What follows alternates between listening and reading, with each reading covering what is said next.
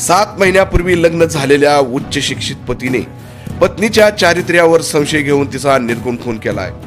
खून केल्यानंतर आरोपीने बनाव रचला। मात्र पुणे ग्रामीण पोलिसांच्या स्थानिक गुन्हे शाखेच्या पथकाने तपास करून आरोपी पतीला अटक केली आहे। पत्नीच्या खुनाची फिर्याद देणारा पतीच खुनी निघाल्याने खळबळ उडाली आहे। शीतल स्वप्नील रणपिसे हिचा मृतदेह बुधवारी दुपारी राहत्या घरात आढळून आला होता।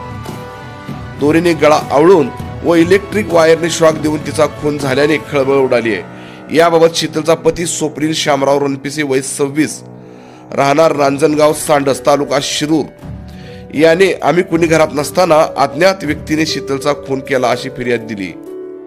त्यानुसार पोलिसांनी अज्ञात व्यक्तीविरोधात गुन्हा दाखल केला होता। 7 महिन्यापूर्वी विवाह झालेल्या या नवविवाहितेचा निर्गुण पद्धतीने झालेल्या खुनाच्या घटनेची गंभीर दखल घेत पोलीस अधीक्षक पंकज देशमुख यांनी स्थानिक गुन्हे शाखेला समांतर तपास करण्याच्या सूचना दिल्या होत्या। विवाहितेचे घर परिसराची तपास पथकाने पाहणी करून आसपास चौकशी केली। तसेच घरामध्ये सामान अस्तव्यस्त पडलेले असल्याने हा प्रकार चोरीचा उद्देशाने केला आहे का याचा देखील पोलिसांनी तपास केला। दरम्यान पोलिसांनी स्वप्नील याच्याकडे चौकशी केली। उच्च शिक्षित असल्याने तो वारंवार वेगवेगळे हकीकत सांगत होता। पोलिसांना त्याच्यावर संशय आल्याने त्याला ताब्यात घेत त्याची चौकशी केली। चौकशी दरम्यान पत्नी शीतल हिचा चारित्र्याच्या संशयावरून खून केल्याची कबुली आरोपी स्वप्नीलने दिली। स्वप्नील हा शीतल याच्या सतत वाद होत होता। तो तिच्या चारित्र्यावर नेहमी संशय घ्यायचा।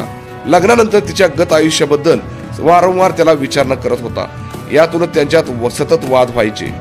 यातूनच त्याने तिचा खून केला। आरोपी स्वप्नील रणपिसे याने BSc केमिस्ट्री MBA चे शिक्षण घेतले होते। तो संशयी स्वभावाचा असल्याने त्याने पत्नीच्या चारित्र्यावर संशय घेत खून केला। आरोपीला पोलिसांनी न्यायालयात हजर केले असता 10 जुलैपर्यंत पोलीस कस्टडी मिळाली आहे।